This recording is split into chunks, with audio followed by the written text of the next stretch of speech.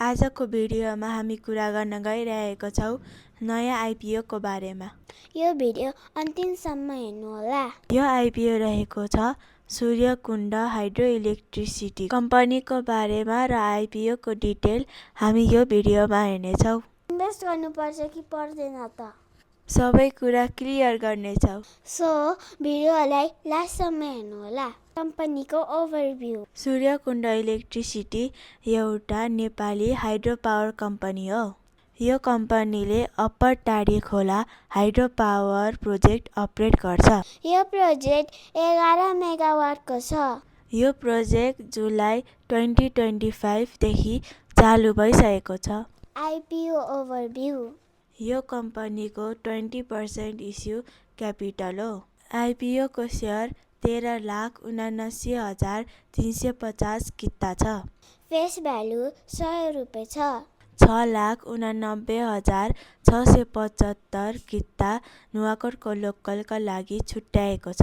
68,967 किता विदेशमा काम गर्न गएका नेपालीहरूलाई छुट्याएको छ। सबैभन्दा इम्पोर्टेन्ट के छ भने पब्लिकका लागि 5,72,431 किता छुट्याएको छ। माघ 18 गतेदेखि 21 गतेसम्म आइपिओ भर्न पाउनुहुनेछ। 10 कितादेखि 50,000 कितासम्म आवेदन दिन सक्नुहुनेछ।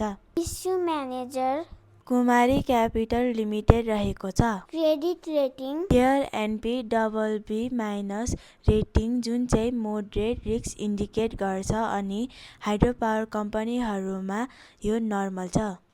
त्यसो भए अप्लाई गर्ने कि नगर्ने त? कमन रूपमा आइपिओ नेपालमा ओभर सब्सक्राइब भएकै हुन्छ।